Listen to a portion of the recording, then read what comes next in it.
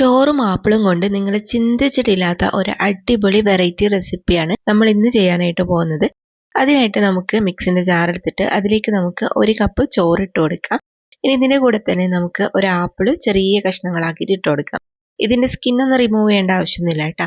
അപ്പോൾ ഇതിന് ശേഷം നമുക്ക് മധുരത്തിനായിട്ട് ഒരു 2 ടേബിൾ സ്പൂണ് പഞ്ചസാര ചേർത്ത് കൊടുക്കാം. നിങ്ങൾക്ക് വേണമെങ്കിൽ വിത്തൗട്ട് ആയിട്ടും ചെയ്യാം കേട്ടോ. പഞ്ചസാര ചേർത്തിട്ടില്ലെങ്കിലും കുഴപ്പമൊന്നുമില്ല. ഇനിയിപ്പോൾ നമുക്കിതിലേക്ക് മുട്ട പൊട്ടിച്ചൊഴിച്ചു കൊടുക്കാം. ഞാനിതിപ്പോൾ 2 മുട്ട ഇതിലേക്ക് പൊട്ടിച്ച് വെച്ച് കൊടുക്കുന്നുണ്ട്. 3 എണ്ണം വരെ ചേർത്ത് കൊടുത്താലും കുഴപ്പമൊന്നുമില്ല. അപ്പോൾ മുട്ട ചേർത്തതിന് ശേഷം ഇനി നമുക്കിതിലേക്ക് കുറച്ച് മൈദയും കൂടി ചേർത്ത് കൊടുക്കണം. 2 ടേബിൾ സ്പൂണ് മൈദയും കൂടി ഞാൻ ഇതിലേക്ക് ഇട്ട് കൊടുക്കുന്നുണ്ട്. ഇനി നമുക്ക് വേണ്ടത് ഈസ്റ്റ് ആണ്. 1/2 ടീസ്പൂൺ ഇൻസ്റ്റന്റ് ഈസ്റ്റും കൂടി ചേർത്തിട്ട് നമുക്കിത് നന്നായിട്ട് അരച്ചെടുക്കണം. അപ്പോൾ അത് അരച്ചെടുത്തിട്ടുണ്ട്.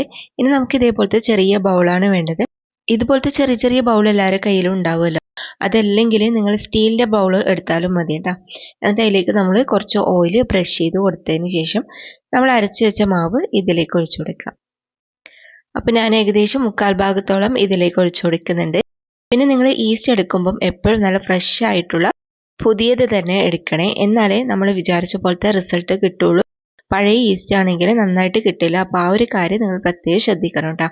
അപ്പോൾ നമ്മൾ എല്ലാത്തിലും ഇതേപോലെ ഫില്ല് ചെയ്തതിന് ശേഷം നമുക്ക് എന്തെങ്കിലും നട്ട്സ് എല്ലാം വെച്ചിട്ട് ഡെക്കറേറ്റ് ചെയ്യാം.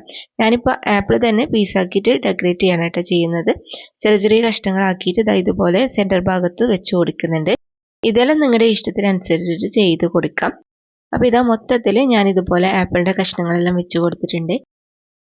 ഇനിയിപ്പോൾ നമ്മൾ ആവിയിലാണ് കേട്ടോ ഇത് വേവിച്ചെടുക്കാനായിട്ട് പോകുന്നത്. ആദ്യം തന്നെ നമ്മൾ സ്റ്റീമറിൽ കുറച്ച് വെള്ളം നന്നായിട്ട് ചൂടാക്കുക. അതിൻ്റെ മുകളിലേക്ക് നമ്മൾ തട്ട് വെച്ച് കൊടുത്തിട്ട് റെഡിയാക്കി വെച്ചത് മുഴുവനും നമുക്ക് ഇതിലേക്ക് ഇങ്ങനെ ഇറക്കി വെച്ച് കൊടുക്കാം. അപ്പോൾ ഇതാ ഞാൻ 5 പാത്രത്തിലാണ് ഇത് സെറ്റാക്കിയത്. 5 പാത്രവും ഞാൻ ഇതിലേക്ക് വെച്ച് കൊടുത്തിട്ടുണ്ട്. ഇനി നമുക്ക് മൂടി വെച്ചിട്ട് ഒരു 20 മിനിറ്റ് ഇത് കുക്ക് ചെയ്യാം. ഇപ്പോൾ ഇതാ 20 മിനിറ്റ് ആയിട്ടുണ്ട്. ഇനി നമുക്കിത് ഓപ്പൺ ആക്കിയിട്ട് എങ്ങനെയുണ്ട് നോക്കാം. അപ്പോൾ ഇത് കണ്ടോ, നല്ല അടിപൊളിയായിട്ട് എല്ലാം പൊന്തി വന്നിട്ടുണ്ട്. ആപ്പിൾ ഫ്ലേവറിലുള്ള റൈസ് കേക്കാണ് നമ്മൾ തയ്യാറാക്കിയത്.